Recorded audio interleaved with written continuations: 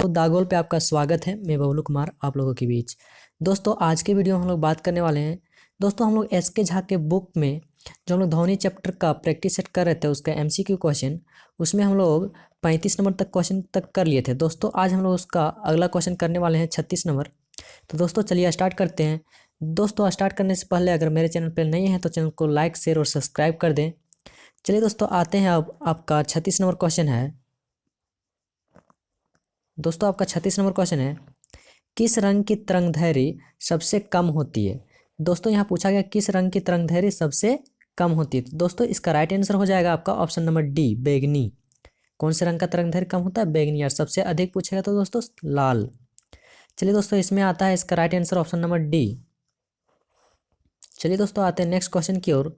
दोस्तों अगला number question आपका 37 नंबर क्वेश्चन। नीचे एक अभिकथन और एक कारण दिया गया है। दोस्तों यहाँ पे एक अभिकथन दिया है और एक कारण दिया गया है। दोस्तों अभिकथन पढ़ते हैं। अभिकथन है, जब वेग स्थिर और तरंगदैर्घ्य आधी रखी जाती है तो आवृत्ति दोगुनी हो जाती है। दोस्तों सही है कि यहाँ पे जब वेग स्थिर और तरंगदैर्घ्य आधी रखी जाती है तो आवृत्ति क्या हो जाती है? दोगुनी हो जाती है। कारण यहाँ दोस्तों बताया गया है कि वेग आवृत्ति गुना तरंगदैर्घ्य। वेग बराबर क्या होता है दोस्तों? आवृत्ति गुना तरंगदैर्घ्य। दोस्तों चलिए देखते हैं कि दोस्तों जो आपका अभिकथन दिया हुआ है वो इसका जो कारण है इससे मैच नहीं कर रहा है। तो दोस्तों इसका राइट आंसर हो जाएगा आपका ऑप्शन नंबर बी। अभिकथन और कारण दोनों सही है लेकिन कारण अभिकथन की उचित व्याख्या नहीं है। चलिए दोस्तों आते हैं नेक्स्ट क्वेश्चन की ओर। दोस्तों आपका अगला नंबर क्वेश्चन है 38 नंबर क्वेश्चन है। दोस्तों निम्न में से क्या तरंग की विशेषता नहीं है। तो दोस्तों निम्न में से क्या तरंग की विशेषता नहीं है। तो दोस्तों इसका राइट आंसर हो जाएगा आपका ऑप्शन नंबर डी, माध्यम। माध्यम जो है तरंग की विशेषता नहीं है। चलिए दोस्तों आते हैं नेक्स्ट क्वेश्चन की ओर। दोस्तों आपका अगला नंबर क्वेश्चन है 39 नंबर क्वेश्चन। यदि एक तरंग की आवृत्ति बढ़ती है तो इसकी तरंगदैर्घ्य पर क्या असर होता है। दोस्तों यहाँ पूछा गया है कि यदि एक तरंगदैर्घ्य की आवृत्ति बढ़ती है तो इसकी तरंगदैर्घ्य पर क्या असर होता है। तो दोस्तों इसका राइट आंसर हो जाएगा आपका ऑप्शन नंबर सी, यह घट जाती है। क्या हो जाती है दोस्तों? यह घट जाती है। चलिए दोस्तों आते हैं नेक्स्ट क्वेश्चन की ओर। दोस्तों आपका अगला नंबर क्वेश्चन है दोस्तों 40 नंबर क्वेश्चन आपका, निम्नलिखित का मिलान करें। दोस्तों यहाँ मिलाने बोल रहा है जैसे कि विद्युत चुंबकीय तरंग। तो दोस्तों इसमें मिलाने बोल रहा है। तो दोस्तों यहाँ बोला है रेडियो तरंग, फिर दिया सूक्ष्म तरंग, फिर दिया अवरक्त किरणें और गामा किरणें। दोस्तों यहाँ पे यहाँ मिलाना है प्रयोग में कि रेडियो तरंग का कहाँ यूज होता है। तो दोस्तों इसका राइट आंसर हो जाएगा आपका ऑप्शन नंबर सी, यानी कि दोस्तों आपका रेडियो तरंग है और रेडियो तरंग कहाँ लगता है दोस्तों? सेलुलर फोन में। उसके बाद दोस्तों यहाँ पे है आपका सूक्ष्म तरंग। सूक्ष्म तरंग कहाँ लगता है दोस्तों? विमान की नेविगेशन में इस्तेमाल रडार प्रणाली में। दोस्तों आगे है आपका रक्त किरणें। दोस्तों रक्त किरणें है आपका, और रक्त किरणें होता है दोस्तों घरेलू इलेक्ट्रॉनिक्स के रिमोट स्विच में। और दोस्तों यहाँ गामा किरणें दोस्तों आपका लास्ट वाला हो जाएगा आपका कैंसर की कोशिकाओं को नष्ट करने के लिए दवा में। चलिए दोस्तों आते हैं नेक्स्ट क्वेश्चन की ओर। दोस्तों आपका अगला नंबर क्वेश्चन है 41 नंबर क्वेश्चन। अनुदैर्घ्य तरंगों में कण संचरण की दिशा में कंपन करते हैं। तो दोस्तों इसका राइट आंसर हो जाएगा आपका ऑप्शन नंबर डी, समांतर। बोल रहा है दोस्तों तरंगदैर्घ्य तरंगों में कण संचरण किस दिशा में कंपन करते हैं। तो समांतर क्रम में कंपन करते हैं। चलिए दोस्तों आते हैं अगला क्वेश्चन की ओर। दोस्तों आपका 42 नंबर क्वेश्चन है, किस तरंग की तरंगों में कंपन तरंग के चलने की दिशा के समांतर गति करते हैं। तो दोस्तों इसका राइट आंसर हो जाएगा आपका ऑप्शन नंबर सी, अनुदैर्घ्य। बोल रहे दोस्तों किस तरंग की तरंगों में कंपन तरंग के चलने की दिशा में समांतर गति फैलते हैं। तो क्या हो जाएगा दोस्तों? अनुदैर्घ्य तरंग। चलिए दोस्तों आते हैं नेक्स्ट क्वेश्चन की ओर। दोस्तों आपका 43 नंबर क्वेश्चन है, किसी अनुदैर्घ्य तरंग में लगातार दो संपीड़न और दो लगातार विकिरण प्रक्रियाओं के बीच की दूरी को क्या कहा जाता है। तो दोस्तों इसका राइट आंसर हो जाएगा आपका ऑप्शन नंबर बी, तरंगदैर्घ्य कहा जाता है। क्या कहा जाता है दोस्तों? तरंगदैर्घ्य। चलिए दोस्तों आते हैं नेक्स्ट क्वेश्चन की ओर। दोस्तों आपका अगला नंबर क्वेश्चन है 44 नंबर क्वेश्चन। अलग अलग प्रतिध्वनियों को सुनने के लिए ध्वनि की स्रोत से अवरोध की न्यूनतम दूरी होनी चाहिए। बोल रहे हैं दोस्तों कि अलग अलग प्रतिध्वनियों को सुनने के लिए ध्वनि के स्रोत के अवरोध की न्यूनतम दूरी होनी चाहिए। तो दोस्तों इसकी न्यूनतम दूरी होनी चाहिए, इसका राइट आंसर हो जाएगा दोस्तों option number B 172 metre. Sorry दोस्तों 172 मीटर यहाँ पे नहीं होना चाहिए, 17.2 मीटर, 17.2 मीटर होना चाहिए दोस्तों, यहाँ पे हो जाएगा 17.2 मीटर। चलिए दोस्तों आते हैं नेक्स्ट क्वेश्चन की ओर। दोस्तों आपका अगला नंबर क्वेश्चन है, दोस्तों आपका अगला नंबर 45 नंबर क्वेश्चन है, विरलीकरण होता है जहाँ हवा का दाब होता है। दोस्तों यहाँ पूछा गया है विरलीकरण होता है जहाँ हवा का दाब होता है। तो दोस्तों इसका राइट आंसर हो जाएगा आपका ऑप्शन नंबर ये निम्न। चलिए दोस्तों आते हैं नेक्स्ट क्वेश्चन की ओर। दोस्तों अगला क्वेश्चन है आपका 46 नंबर क्वेश्चन, 25 डिग्री सेल्सियस वाले किसी माध्यम में ध्वनि की गति परिवर्तित हो जाती है। इस कथन के संबंध में निम्न में से कौन सा कथन सही है या फिर गलत है। तो दोस्तों यहाँ आते हैं, फर्स्ट आपका है ऑक्सीजन गैस में ध्वनि की गति 316 मीटर पर सेकेंड होती है। और दूसरा बी नंबर में है दोस्तों, आसुत जल में ध्वनि की गति 1498 मीटर पर सेकेंड होती है। तो दोस्तों इसका राइट आंसर हो जाएगा आपका, दोस्तों यहाँ बोला गया ऑक्सीजन गैस में ध्वनि की गति 316 मीटर पर सेकेंड होता है। दोस्तों ये भी आपका सही है। और दोस्तों यहाँ पे बोला गया है आसुत जल में ध्वनि की गति 1498 मीटर पर सेकेंड है। तो दोस्तों ये भी सही है। तो दोस्तों यहाँ पे इसका राइट आंसर हो जाएगा आपका ऑप्शन नंबर ये और बी दोनों सही है, यानी कि ऑप्शन नंबर ये आपका इसका राइट आंसर हो जाएगा दोस्तों। चलिए दोस्तों आते हैं नेक्स्ट क्वेश्चन की ओर। 47 नंबर क्वेश्चन है, वायु में ध्वनि के वेग से अधिक की चाल से यात्रा करने वाली एक वस्तु को क्या कहा जाता है। बोल रहे हैं दोस्तों वायु के ध्वनि की वेग से अधिक की चाल से यात्रा करने वाली एक वस्तु को क्या कहा जाता है। तो दोस्तों इसका राइट आंसर हो जाएगा आपका ऑप्शन नंबर ये प्राधानिक। क्या कहा जाता है दोस्तों, प्राधानिक। चलिए आते हैं नेक्स्ट क्वेश्चन की ओर। दोस्तों आपका अगला नंबर क्वेश्चन है 48 नंबर क्वेश्चन, 25 डिग्री सेल्सियस पर विभिन्न माध्यमों में ध्वनि की चाल के बारे में निम्नलिखित में से कौन सा कथन सही या फिर गलत है। तो दोस्तों आपका देखते हैं, आपका ये नंबर में दिया हुआ है समुद्री जल में ध्वनि की चाल 15 से 31 मीटर पर सेकेंड होती है। और दोस्तों यहाँ फिर बोला गया है आसुत जल में ध्वनि की चाल 1498 किलोमीटर पर सेकेंड होती है। तो दोस्तों इसका राइट आंसर हो जाएगा दोस्तों ये आपका ऑप्शन नंबर बी, यानी कि ए और बी दोनों सत्य हैं, यानी कि समुद्री जल में ध्वनि की चाल 1531 मीटर पर सेकेंड होता है और आसुत जल में ध्वनि की चाल 1498 किलोमीटर पर सेकेंड होता है। चलिए दोस्तों आते हैं नेक्स्ट क्वेश्चन की ओर। दोस्तों अगला नंबर क्वेश्चन है आपका 49 नंबर क्वेश्चन है, किसी भी माध्यम में जैसे ही हम खाली जगह बढ़ाते हैं ध्वनि की गति बढ़ जाती है।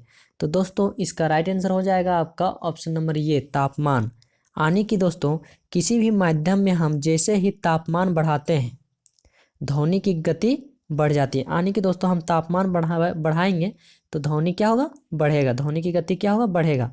चलिए दोस्तों आते हैं नेक्स्ट क्वेश्चन की ओर।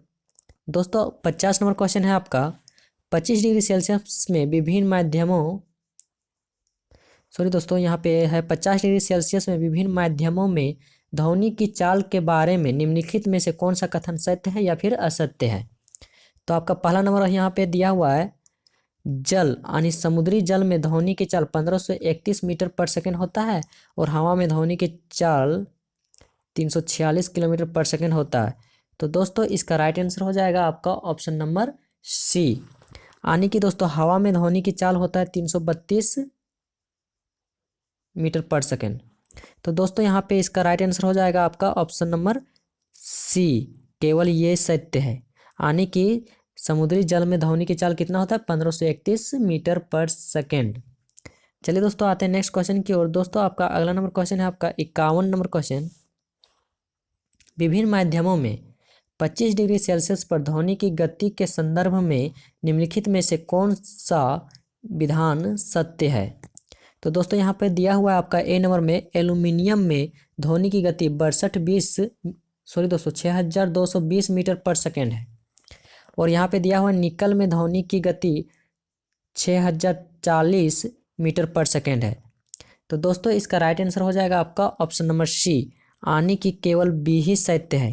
क्या है दोस्तों? केवल बी सत्य है, यानी कि निकेल में ध्वनि की गति 6040 मीटर पर सेकेंड होता है। चलिए दोस्तों आते हैं नेक्स्ट क्वेश्चन की ओर। दोस्तों अगला नंबर क्वेश्चन है आपका 52 नंबर क्वेश्चन। यदि तापमान बढ़ता है तो ध्वनि की गति क्या होता है? दोस्तों अभी हम लोग पिछला क्वेश्चन में देखे थे कि तापमान बढ़ता है तो ध्वनि की गति भी क्या होता है? बढ़ता है, यानी कि ऑप्शन बी नंबर इसका राइट आंसर हो जाएगा। सॉरी दोस्तों, ऑप्शन डी हो जाएगा इसका राइट आंसर, बढ़ती है।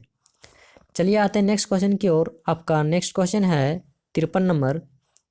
दिए गए एक तापमान पर ध्वनि की गति खाली जगह में अधिकतम होती है, यानी कि बोल रहे हैं दोस्तों कि एक तापमान पर ध्वनि की गति किस पर बढ़ती है? तो दोस्तों इसका राइट आंसर हो जाएगा आपका ऑप्शन नंबर बी, एल्यूमिनियम पर, यानी कि दोस्तों एल्यूमिनियम की गति, ध्वनि की गति सबसे अधिक होती है। चलिए दोस्तों आते हैं नेक्स्ट क्वेश्चन की ओर। दोस्तों आपका अगला नंबर क्वेश्चन है 54 नंबर। निम्नलिखित में से किस माध्यम में ध्वनि किसी विशेष तापमान पर सबसे तेज यात्रा करती है? यानी कि दोस्तों यहाँ बोला गया है निम्नलिखित में से किस माध्यम में ध्वनि किसी विशेष तापमान पर सबसे तेज यात्रा करती है, यानी सबसे तेज होता है। तो दोस्तों इसका राइट आंसर हो जाएगा आपका ऑप्शन नंबर डी, लोहा पर। चलिए दोस्तों आते हैं नेक्स्ट क्वेश्चन की ओर। दोस्तों आपका अगला नंबर क्वेश्चन है निम्न में से किस पदार्थ में ध्वनि का वेग सबसे कम होता है? दोस्तों ध्वनि का वेग सबसे कम किस में होता है? दोस्तों इसका राइट आंसर हो जाएगा आपका ऑप्शन नंबर डी, वायु में। किस में होता है दोस्तों? वायु में सबसे कम होता है ध्वनि का वेग। चलिए आते हैं नेक्स्ट क्वेश्चन की ओर। आपका 56 नंबर क्वेश्चन है निम्नलिखित में से किस प्रकार की किरणें पृथ्वी के वायुमंडल में प्रवेश नहीं कर पाती है? बोल रहा है दोस्तों यहाँ पे कि निम्नलिखित में किस प्रकार की किरणें पृथ्वी के वायुमंडल में प्रवेश नहीं कर पाती है? तो दोस्तों इसका राइट आंसर हो जाएगा आपका ऑप्शन नंबर बी, एक्सरे किरणें। क्या दोस्तों? एक्सरे किरणें। चलिए दोस्तों आते हैं नेक्स्ट क्वेश्चन की ओर। दोस्तों आपका अगला नंबर क्वेश्चन है 57 नंबर क्वेश्चन। संपीड़नों का निर्माण उस स्थान पर क्या होता है जहां वायु दाब है? तो दोस्तों इसका राइट आंसर हो जाएगा आपका ऑप्शन नंबर डी, उच्च। चलिए दोस्तों आते हैं नेक्स्ट क्वेश्चन की ओर। दोस्तों आपका अगला नंबर क्वेश्चन है 58 नंबर क्वेश्चन। कण विक्षोभ के प्रसार की दिशा के लंबवत ऊपर और नीचे दोलन करते हैं, यहाँ किस प्रकार के तरंगों पर चर्चा की गई है? तो दोस्तों इसका राइट आंसर हो जाएगा आपका ऑप्शन नंबर डी, अनुप्रस्थ तरंग। चलिए दोस्तों आते हैं नेक्स्ट क्वेश्चन की ओर। दोस्तों आपका 59 नंबर क्वेश्चन है। यहाँ पे बोला गया है ध्वनि तरंग की विशेषता नहीं है। बोल रहा है दोस्तों किसमें ध्वनि तरंग की विशेषता नहीं है? तो दोस्तों इसका राइट आंसर हो जाएगा आपका ऑप्शन नंबर डी, हर्ट्ज। चलिए दोस्तों आते हैं नेक्स्ट क्वेश्चन की ओर। दोस्तों आपका 60 नंबर क्वेश्चन है ध्वनि गमन नहीं कर सकती है, यानी दोस्तों जो ध्वनि है वो गमन नहीं कर सकती है। तो दोस्तों इसका राइट आंसर हो जाएगा आपका ऑप्शन नंबर डी, निर्वात में। ध्वनि निर्वात में गमन नहीं कर सकती है। चलिए दोस्तों आते हैं नेक्स्ट क्वेश्चन की ओर। दोस्तों आपका 61 नंबर क्वेश्चन है नर्म और छिद्र युक्त सतहों का उपयोग करके शोर को अवशोषित करने के लिए तकनीक का प्रयोग किया जाता है। बोल रहे दोस्तों नर्म और छिद्र युक्त सतहों का उपयोग करके शोर और अवशोषित करने के लिए किस तकनीक का उपयोग किया जाता है? तो दोस्तों इसका राइट आंसर हो जाएगा आपका ऑप्शन नंबर ये, ध्वनिक सुरक्षा। चलिए दोस्तों आते हैं अगला क्वेश्चन की ओर। दोस्तों आपका 62 नंबर क्वेश्चन है ध्वनि किसके कारण उत्पन्न होती है? दोस्तों यहाँ पे पूछा गया है ध्वनि किसके कारण उत्पन्न होती है? तो दोस्तों इसका राइट आंसर हो जाएगा आपका ऑप्शन नंबर बी, कंपन के कारण क्या होता है दोस्तों? ध्वनि उत्पन्न होता है। चलिए दोस्तों आते हैं नेक्स्ट क्वेश्चन की ओर। दोस्तों आपका 63 नंबर क्वेश्चन है निम्नलिखित में से कौन सा कथन ध्वनि और प्रकाश तरंगों के बारे में सही है? तो दोस्तों इसका राइट आंसर हो जाएगा आपका ऑप्शन नंबर डी, ध्वनि तरंग अनुदैर्ध्य तरंग होती है, लेकिन प्रकाश तरंग कौन सा तरंग होता है? अनुप्रस्थ तरंग होता है। तो ऑप्शन डी इसका राइट आंसर हो जाएगा दोस्तों। चलिए दोस्तों आते हैं नेक्स्ट क्वेश्चन की ओर। दोस्तों आपका अगला नंबर क्वेश्चन है 64 नंबर क्वेश्चन। निम्नलिखित की भिन्नता के कारण संपीड़न और विरलीकरण उत्पन्न होते हैं। बोल रहा है दोस्तों कि निम्नलिखित की भिन्नता के कारण संपीड़न और विरलीकरण उत्पन्न होता है। तो दोस्तों इसका राइट आंसर हो जाएगा आपका ऑप्शन नंबर सी, हवा का दबाव। क्या होता है दोस्तों? हवा का दबाव। चलिए दोस्तों आते हैं नेक्स्ट क्वेश्चन की ओर। दोस्तों 65 नंबर क्वेश्चन है आपका, ध्वनि की तीव्रता मापी जाती है। बोल रहे दोस्तों ध्वनि की तीव्रता मापी जाती है, तो किससे मापी जाती है ध्वनि की तीव्रता? तो दोस्तों इसका राइट आंसर हो जाएगा आपका, ध्वनि की तीव्रता किससे मापी जाती है? डेसिबल से। किस में मापी जाती है दोस्तों? डेसिबल से।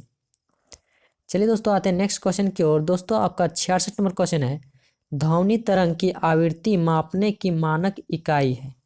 बोल रहे दोस्तों ध्वनि तरंग की आवृत्ति मापने की मानक इकाई है। तो दोस्तों इसका राइट आंसर हो जाएगा आपका ऑप्शन नंबर बी, हर्ट्ज। क्या हो जाएगा दोस्तों? हर्ट्ज। चलिए दोस्तों आते हैं नेक्स्ट क्वेश्चन की ओर। दोस्तों आपका अगला नंबर क्वेश्चन है 67 नंबर क्वेश्चन, ध्वनि निम्न में से क्या एक है? बोल रहे दोस्तों ध्वनि निम्न में से क्या एक है? तो दोस्तों इसका राइट आंसर हो जाएगा आपका ऑप्शन नंबर बी, आंतरिक तरंग। ध्वनि क्या है दोस्तों? आंतरिक तरंग है। ध्वनि है एक यांत्रिक तरंग। चलिए दोस्तों आते हैं नेक्स्ट क्वेश्चन की ओर। दोस्तों आपका अगला नंबर क्वेश्चन है 68 क्वेश्चन। बोल रहा है दोस्तों, यदि किसी तरंग की आवृत्ति दोगुनी हो जाती है, यदि किसी तरंग की आवृत्ति दोगुनी हो जाती है तो उसकी तरंगदैर्घ्य होगी। तो दोस्तों इसका राइट आंसर हो जाएगा आपका ऑप्शन नंबर डी, मूल की आधी। बोल रहा है दोस्तों यदि किसी तरंग की आवृत्ति दोगुनी हो जाती है तो उसकी तरंगदैर्घ्य होती है। तो तरंगदैर्घ्य क्या होता है दोस्तों?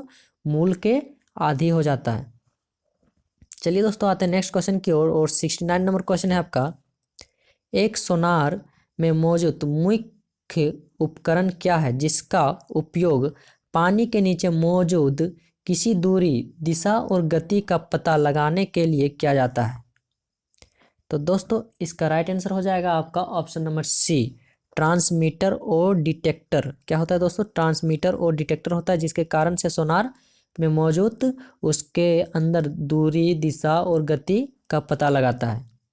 चलिए दोस्तों आते हैं नेक्स्ट क्वेश्चन की ओर। दोस्तों आपका 70 नंबर क्वेश्चन है, एक्सरे जो अब चिकित्सा के क्षेत्र में दैनिक रूप से रोग निदान के लिए उपयोग किया जाता है, उसकी खोज किसके द्वारा की गई थी?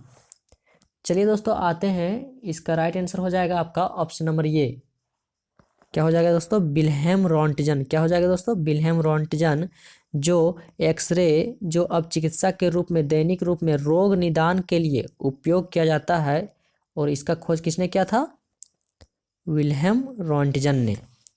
चलिए दोस्तों आते हैं नेक्स्ट क्वेश्चन की ओर। दोस्तों अगला नंबर क्वेश्चन है आपका 71 नंबर क्वेश्चन, रेडियो द्वारा उत्पादित ध्वनि, रेडियो द्वारा उत्पादित ध्वनि किससे बढ़ती है? यानी कि तो रेडियो द्वारा उत्पादित ध्वनि किससे बढ़ती है? तो दोस्तों इसका राइट आंसर हो जाएगा आपका ऑप्शन नंबर ये, आयाम बढ़ने पर। बोल रहा है दोस्तों रेडियो द्वारा उत्पादित ध्वनि आयाम बढ़ने से बढ़ती है। चलिए दोस्तों आते हैं नेक्स्ट क्वेश्चन की ओर। दोस्तों आपका 72 नंबर क्वेश्चन है, तरंग, चाल, आयाम, तरंगदैर्घ्य और आवृत्ति सभी को कहा जाता है। बोल रहे हैं दोस्तों तरंग, चाल, आयाम, तरंगदैर्घ्य और आवृत्ति सभी को क्या कहा जाता है? तो दोस्तों इसका राइट आंसर हो जाएगा आपका ऑप्शन नंबर बी, तरंग की विशेषताएं। क्या कहा जाता है दोस्तों? तरंग की विशेषताएं। चलिए दोस्तों आते हैं नेक्स्ट क्वेश्चन की ओर। दोस्तों आपका अगला नंबर क्वेश्चन है, दोस्तों यहाँ दिया हुआ है खाली जगह एक मात्रा है जो एक तरंग की प्रकृति का वर्णन नहीं करती है। बोल रहा है दोस्तों कौन सी एक मात्रा है जो तरंग की प्रकृति का वर्णन नहीं करती है? तो दोस्तों इसका राइट आंसर हो जाएगा आपका ऑप्शन नंबर ये, ऊंचाई। चलिए दोस्तों आते हैं आपका 74 नंबर क्वेश्चन। दोस्तों 74 नंबर क्वेश्चन है आपका, ध्वनि के संचरण के दौरान माध्यम में कणों के उच्च घनत्व का क्षेत्र क्या कहलाता है? तो दोस्तों इसका राइट आंसर हो जाएगा आपका ऑप्शन नंबर सी, संपीड़न। यानी कि दोस्तों ध्वनि के संचरण के दौरान माध्यम के कणों के उच्च घनत्व का क्षेत्र को संपीड़न कहते हैं। तो दोस्तों चलिए अब मिलते हैं अगले वीडियो पे, इससे आगे होगा इसका अगला वीडियो में।